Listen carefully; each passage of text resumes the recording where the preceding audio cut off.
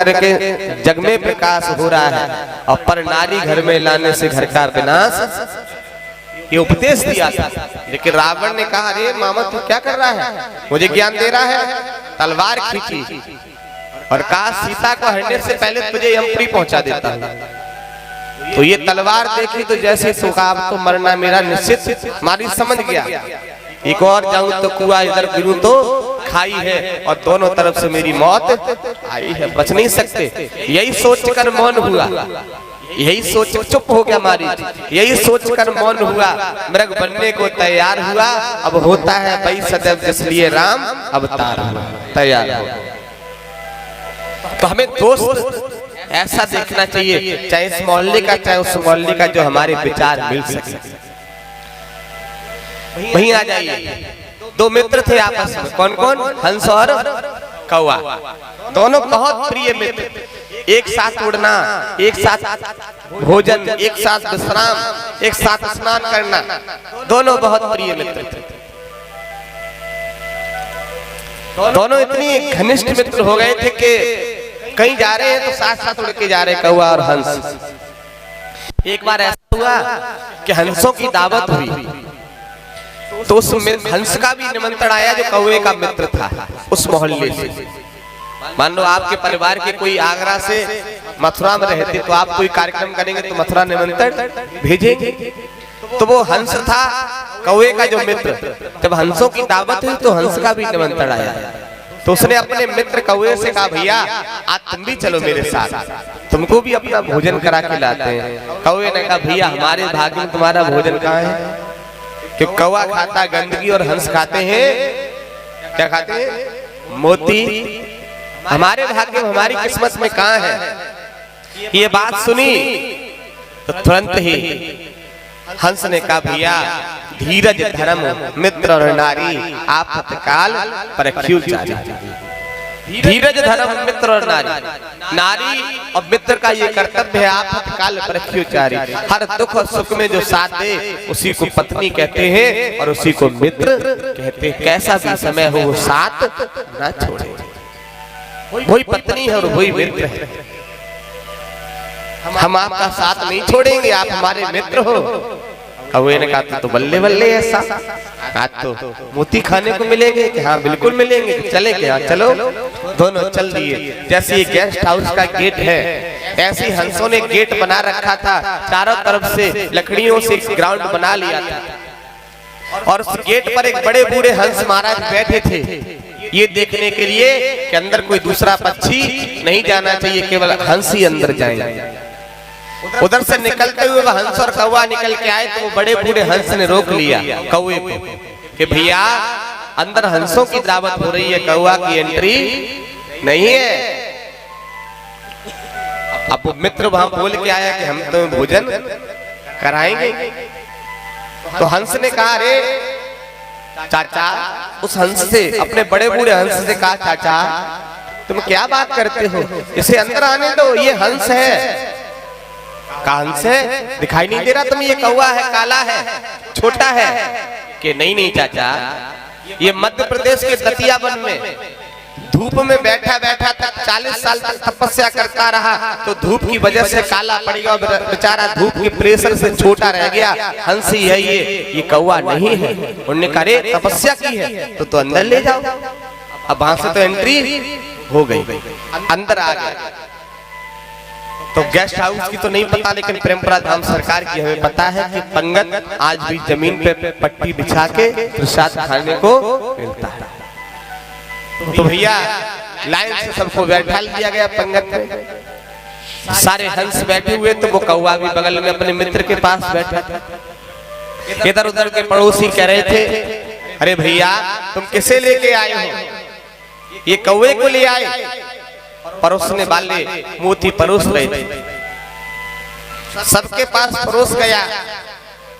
एक हंस ने आवाज लगाई, जैसे अपने यहाँ भंडारा आप लोगों ने पाया होगा, तो एक लोगों ने आवाज लगाई होगी कि जय गुरुदेव। अब सभी लोग प्रसाद पाना शुरू करते, और जब प्रसाद ग्रहण कर लिया होगा तो हरिओम बोला होगा, उसके बाद आपको उठने दिया गया होगा। ये नियम होता है संतों की परंपरा का।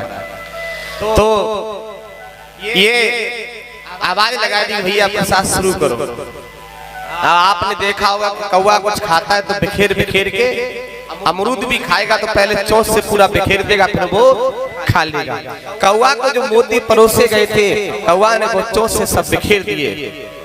इधर उधर बैठे हुए हंस कहने लगे, भैया तुम किसे लेके आए हो, इसे तो खाने तक का होश नहीं है। तब उस मित्र हंस ने कहा, रे भैया खाने का तो होश हमें और तुम्हें नहीं है। क्यों? कहिए पहले 33 कोट देवताओं का भोग लगाता है, उसके बाद खाता है। इसने पहले 33 कोट देवताओं का भोग लगा दिया, उसके बाद अब ये खा लेगा। ये सबसे बड़ा, क्योंकि इसने मध्य प्रदेश के दतिया वन में तपस्या की है ना। अब तो कौवे की जय जयकार होगी, साहब बड़ा त्यागी है। 33 कोट देवताओं का पहले भोग लगाया, उसके बाद खा लिया। वहां से खाने के बाद हंस और कौवा दोनों उड़ देते हैं, चल देते हैं। चलते चले जाने का आश्रम में एक बट वृक्ष खड़ा हुआ था, उस बट वृक्ष में जाके दोनों एक डाली पर बैठ गए। हंस ने एक बात कही, कौवा भैया आज हमने तुमको वो भोजन कराया जो जीवन में तुमने कभी न किया था और ना ही आगे कर पाओगे। आज तो हम तुमको करा लाए जैसे भी करा पाया, लेकिन तुमने बहुत गलतियां की। कौवा कहने लगा, भैया आगे गलती नहीं करेंगे। इस सत्संग से आपको ये सीख मिलेगी कि बुरा व्यक्ति कितना भी मना करे, लेकिन फिर भी वो गलती पे गलती जरूर करेगा। ये कहा कि हम कोई गलती नहीं करेंगे आगे। एक बट वृक्ष की एक डाली पर एक आश्रम में दोनों बैठे हुए थे। पुरवाई की हवा चल रही थी। उधर से राजा निकल के जा रहे थे और राजा को प्यास लग रही थी। बड़ा ध्यान से थोड़ा सत्संग सुन लीजिए, इधर उधर ध्यान न भटकाइए। देखिए सत्संग अगर 1 मिनट का छूट गया तो पूरा सत्संग बेकार। मानो कथा आदि सुन ली और आदि भूल गए तो फिर क्या कथा हुई, क्या कथा हुई। अगर अभिमन्यु अपनी माँ के गर्भ में पूरी कथा श्रवण कर लेता तो रणभूमि में मारा, बोलो बोलो, चक्रव्यूह की रचना अगर अभिमन्यु अपनी माँ के गर्भ में पूरी सुन लेता तो चक्रव्यूह के समय उसकी मृत्यु 7वें द्वार तक की उसने कथा श्रवण कर ली थी, वहां तक तो वो पहुंच गया। उसके आगे की उसे कथा का ध्यान, लड़ाई नहीं मालूम थी कैसे होगी गर्भ में। ये तो आप सबने पढ़ा होगा साहब। तो अगर हम कथा सत्संग सुन रहे हैं, अगर हमारा 1 मिनट का सत्संग छूट गया तो ये मानो पूरी कथा बेकार। उन्हें दिल्ली तो पहुंच जाएंगे, लेकिन वह मोहल्ले में नहीं पहुंच पाएंगे जहाँ वो लोग रहते हैं। फिर पहुंच कहाँ जाओगे, वहां तो फटफटे रहोगे ना, उनका पता नहीं मालूम। तो हमें पूरा ज्ञान होना चाहिए, और ये जब होगा जब तन मन बिल्कुल इकट्ठा हो, इधर उधर भागे ना। तब हमारे फोन पर कोई 5 लाख रुपए दान करे और वो कॉल करे कि महाराज जी 5 लाख रुपए दान डाला है, देखना पहुंचा नहीं। फिर भी जब तक व्यास गति पे तब तक कान से फोन लगने वाला नहीं है। तुम्हारा फोन, तुम्हारा दान तुम्हें मुबारक हो। हमें तो सबसे बड़ा दान भगवान ये देते हैं, इसके बराबर सारे दान फीके हो जाते हैं। व्यास गति पे आने के बाद फिर फोन ऑन कोई मतलब नहीं, केवल जो अंदर से प्रभु की कृपा से निकलता है वो सबको सुनाता है। दोनों एक वृक्ष की डाली पर बैठ गए। हंस ने कहा, कौवा भैया आज हमने तुमको वो भोजन कराया है जो आगे तुम कभी नहीं कर सकते। उधर से राजा निकल के जा रहे थे, राजा को प्यास लग रही थी। राजा ने सोचा ये आश्रम है, इसमें जल की व्यवस्था जरूर होगी, थोड़ा पानी पी ले, जल आचमन कर ले। राजा गए आश्रम में, पानी पिया और जल पीने के बाद राजा ने सोचा पुरवाई की हवा चल रही है, थोड़ा विश्राम भी कर ले। घोड़े को एक तरफ बांध दिया, अपना आसन उतारा, जमीन पे लगाया और उसी वृक्ष के नीचे, जिस वृक्ष की ऊपर डाली पर हंस और कौवा दोनों बैठे हुए थे, उसी डाली के नीचे राजा ने आसन लगाया और राजा लेटने के लिए जैसे पीछे को इस तरह से झुके तो ऊपर देखा तो एक डाली पर हंस और कौवा दोनों बैठे हुए थे। लेकिन राजा पूर्ण रूप से लेट नहीं पाए, इतने झुक ही पाए थे। तब तक अचानक से ऊपर से कौवे ने राजा के वस्त्रों पर गंदगी कर दी, कुछ छेड़ कर दी। राजा ने जैसे देखा कि गंदगी गिरी, क्रोध आ गया। और आपने देखा होगा कौवा छेड़ करने के बाद रुकता, जहाँ छेड़ करेगा वहां तुरंत उड़ जाएगा। कहीं भी छेड़ करे, कहीं भी गंदगी करे। बांस तुरंत उड़ गया। राजा को क्रोध आया, पास में धनुष और बाण रखा था। राजा ने धनुष उठाया, बाण चढ़ाया ऊपर के लिए, छोड़ दिया। वो बाण जाके भोले भाले हंस में जाके छुप गया, घुस गया। वो भोला भाला हंस ऊपर से तड़पता हुआ जमीन पे गिरा। राजा ने ऊपर देखा तो कौवा का कोई अता पता। राजा ने उस हंस को उठाया, गोद में बैठाला, बाण खींचा, हंस आखिरी सांसें भरने लगा। राजा ने कहा, हंस भैया, हमने बाण तुम्हारे नहीं मारा था, हमें तुम श्राप ना दे देना, हमने तो बाण उस दुष्ट कौवे में मारा था। ये बात सुनी तो हंस ने कहा, राजन तुम्हारा कोई दोष नहीं है, हम तुम्हें श्राप नहीं देंगे। क्यों? क्योंकि आज हम दुष्ट कौवे की संगत ना करते तो ये दिन देखने को हमें नहीं मिलता। आज दुष्ट कौवे की संगत की वजह से आज मेरी मौत का समय आ गया और कौवा का आता पता नहीं। हम अगर चोर की मोटरसाइकिल पे बैठ के जाएंगे, चोर को तो सब रोड का ज्ञान है साहब, चोर को सब रोड का ज्ञान है। इनकाउंटर हमारा हो जाएगा, चोर तो भाग जाएगा। हंस की तरह हम मारे जाएंगे, चोर का कुछ नहीं बिगड़ेगा भैया।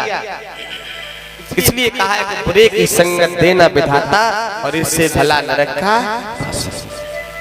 मेरा आप सबसे कहना है, माताएं बहुत जल्दी दोस्ती करती हैं। नहीं भाइयों से नहीं, माताएं माताओं से।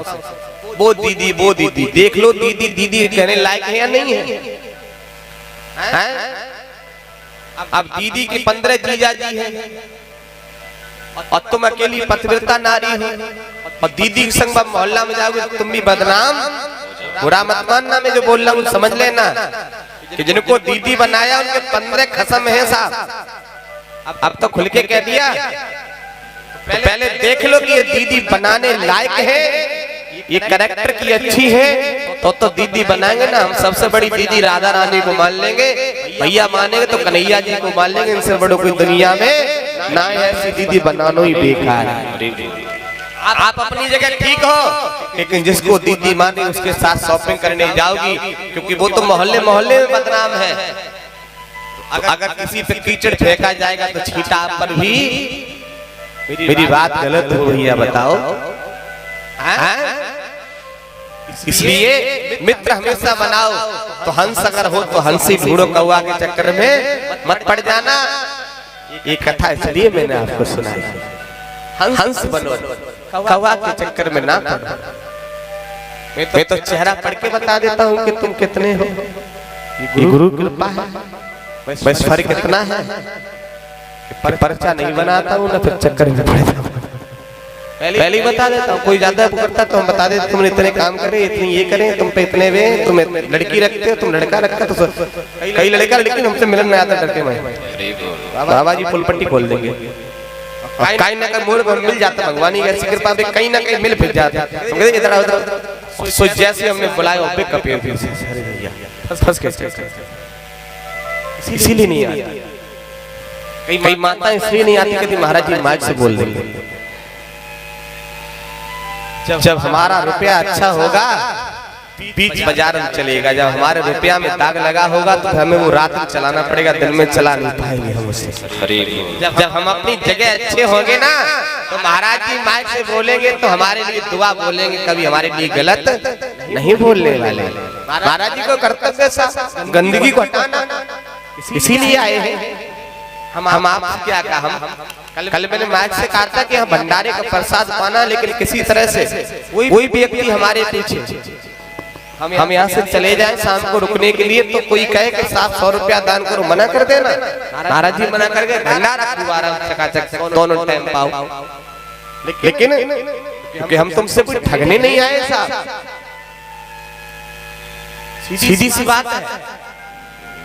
जो गुरु कृपा से कैसे गुरुदेव कर रहे हैं, क्या कर रहे हैं, वो सब हो रहा है। आश्रम में लगभग 20-22 गैया मैया उनकी सेवा चल रही है। 40-50 लोगों का डेली भोजन पक रहा है। वो कैसे पक रहा है, कहाँ से आ रहा है? इतनी गाड़ियां ये आश्रम की दौड़ रही, कहाँ से डीजल पड़ रहा है? जिस मालिक ने जन्म दिया है अन्न वस्त्र भी दे देगा, और रहने को वो छत देगा, और सुध तुम्हारी ले लेगा।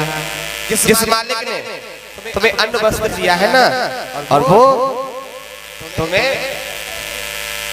जिस मालिक ने जन्म दिया अन्न वस्त्र भी जरूर दे। हिंदुस्तान में कोई भी ऐसा व्यक्ति नहीं है जिसको मालिक कभी भूखा सुलाता। अपने कर्मों से भले सो जाओ, घर में लड़ाई कर लो, भोजन पको रखो, ना खाओ तो वो तुम्हारे कर्म है ना, लेकिन मालिक कभी भूखा नहीं सुलाता। मालिक कभी भूखा नहीं सुलाता। लेकिन हम उस मालिक को थोड़ा सा स्मरण करें ना, थोड़ा सा उसका भजन करते रहें। भजले प्राणी रे अज्ञानी, ये 2 दिन की जिंदगानी प्रथा।